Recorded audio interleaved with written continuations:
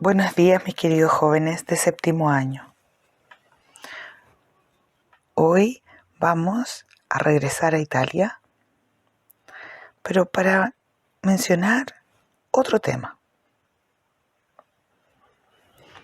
Al principio de esta nueva era, muchas cosas nuevas se introdujeron en el mundo.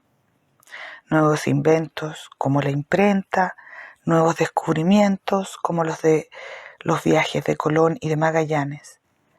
Y había nacido un nuevo amor por el arte, el Renacimiento, con Leonardo, Rafael, Miguel Ángel, y un nuevo tipo de personas que se hizo importante, la clase de los comerciantes o clase media. Pero a medida que esas nuevas ideas surgían y se extendían, iban siendo eliminadas antiguas costumbres e instituciones. El poder feudal, con el poder y los privilegios de los nobles y señores, se fue extinguiendo gradualmente. Durante siglos, la Iglesia había disfrutado de enormes poderes y privilegios. En las épocas oscuras, cuando las tribus germánicas destruyeron Roma y su civilización, solo los monjes poseían conocimientos. Podían leer y escribir y hacían maravillosos códices ilustrados con hermosísimas miniaturas. Todos esos monjes estaban sometidos por el voto de la obediencia. Obedecían en todas las cosas al jefe de la Iglesia, es decir, al Papa de Roma. Si el Papa había decretado que la tierra era plana, era el deber de todo monje y sacerdote creer que la tierra era plana. Y no solo los monjes, sino también todo campesino, caballero, comerciante o rey tenía que creerlo. Cualquiera que se atreviera a pensar de forma distinta era considerado hereje. Normalmente los herejes eran quemados en la hoguera. Recordemos a Galileo, que logró salvarse de la hoguera teniendo que desdecirse de todos los descubrimientos que él había hecho, y tuvo que fingir que creía que el sol daba vueltas a la tierra. Pero mucho antes que Galileo había habido todo tipo de herejes. Cualquiera que se atreviera a tener sus propias ideas sobre Cristo o sobre cómo venerar a Dios. Como esas ideas no eran las que quería el Papa, esos herejes habían sufrido persecución y muerte. En opinión de la Iglesia, solo el Papa de Roma podía saber lo que todo el mundo tenía que pensar, tanto si era religión como ciencia, y mostrar el desacuerdo con el Papa era un pecado mortal, un crimen que debía ser castigado con la muerte. Pero la Iglesia no solo tenía poder sobre las mentes de las personas. Durante siglos, reyes, nobles y personas con gran riqueza habían hecho grandes regalos a la Iglesia en forma de tierras, oro o diversos tipos de tesoros. Creía la gente que si le daba regalos a la Iglesia, podrían ser recompensados en el cielo. Y de esa manera, durante siglos, los monasterios, los obispos y el Papa de Roma se habían hecho cada vez más ricos. Algunos obispos tenían más tierra que los más grandes señores, y el Papa de Roma tenía una inmensa riqueza a su disposición. Pero toda esa riqueza no ayudaba a ser mejores sacerdotes, y había muchos que pensaban más bien en la buena comida, la bebida y las comodidades, más que en servir a Dios. Por eso, Francisco de Asís había fundado una nueva orden de monjes que hacían voto de pobreza. hacían voto de vivir sin comodidades. Pero tras la muerte de Francisco de Asís, incluso sus propios monjes volvieron a la vida más fácil y confortable. En la época del Renacimiento, la Iglesia en su conjunto estaba más corrompida que nunca, especialmente entre los rangos superiores, obispos, cardenales e incluso el Papa, que vivían una vida realmente indigna de la religión de Cristo. En la época de Leonardo, había un Papa que solo cabría calificar de monstruo del mal. Su nombre era Rodrigo Borgia.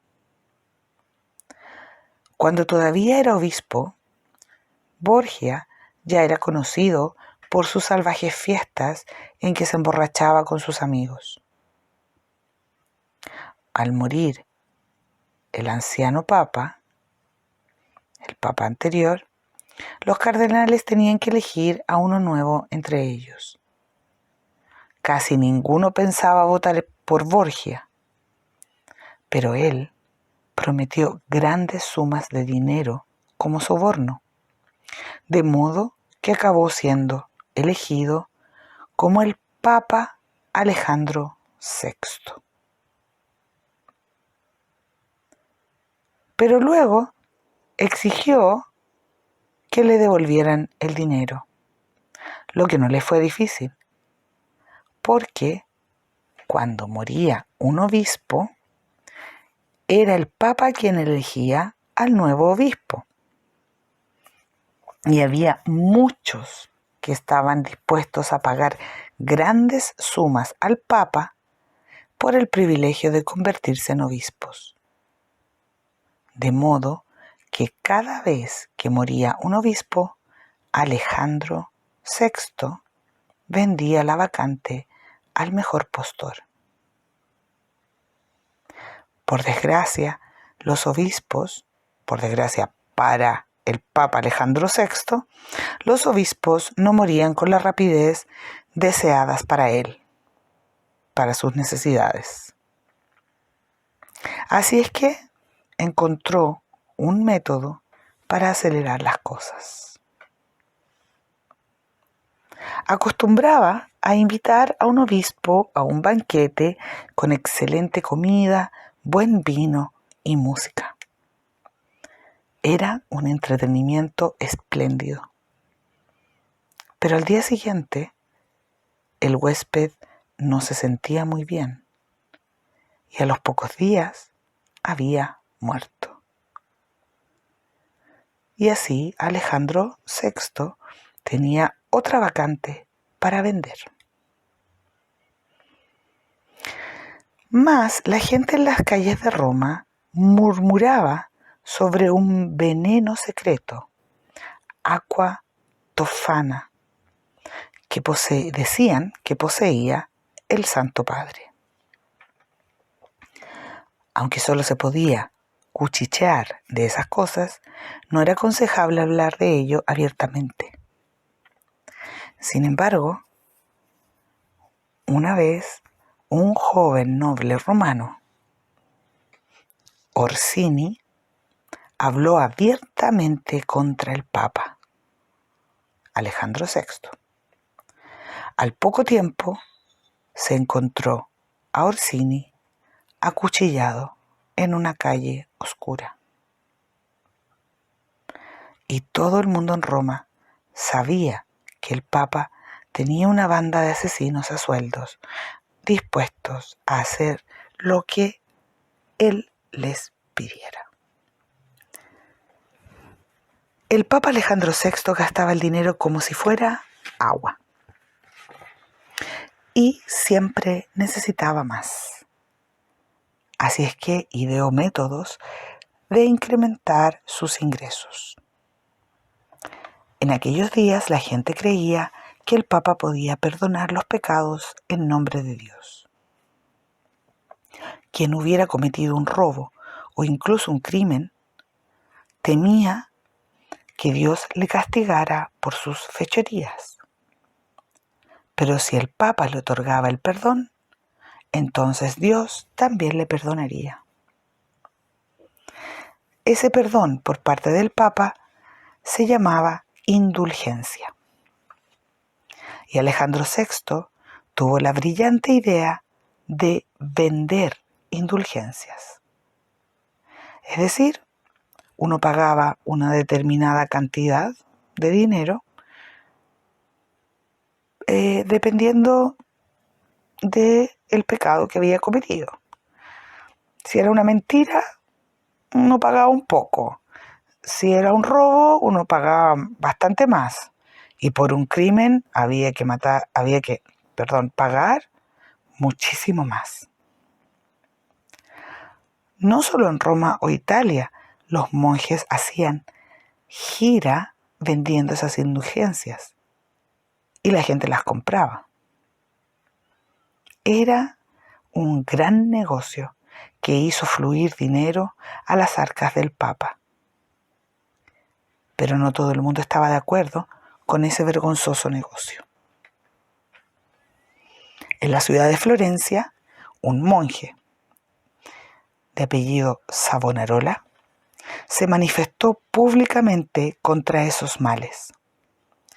Predicó contra el lujo y la riqueza que había traído todo ese mal y llamaba a el Papa Alejandro demonio con forma humana. Savonarola era un magnífico predicador. Tenía el poder de mover los corazones de los que le escuchaban. Los ciudadanos ricos de Florencia se sintieron avergonzados de su propio lujo y hacían hogueras en las que quemaban sus maravillosas pinturas con las que habían decorado sus paredes. Se comenzaron a vestir con ropas oscuras y sencillas. Dejaron las comidas exquisitas y se alimentaban de pan y aceitunas. Y se volvieron en contra del Papa Alejandro VI. Al principio, el Papa intentó silenciar a Savonarola mediante el soborno, ofreciéndole el cargo de obispo. Savonarola lo rechazó desdeñosamente. El Papa encontró otras maneras de tratar con el tosudo monje.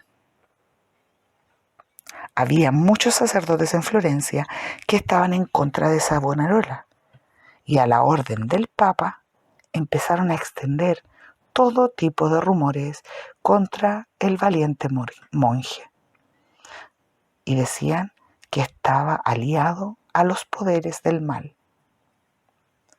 Al cabo de un tiempo, cuando la gente de Florencia empezó a echar de menos sus ricas comidas, sus trajes delicados, comenzaron también a creer en esas mentiras. Y cuando Savonarola dejó de tener el apoyo de Florencia, estaba condenado. Fue encarcelado por los hombres del Papa, condenado a muerte como hereje y fue quemado en la hoguera. Pero la justicia de Dios, de la que Alejandro VI se había burlado por tanto tiempo, lo encontró a él también. Había planeado otro envenenamiento de un anciano obispo. Era el banquete habitual y había una copa de veneno ya dispuesta.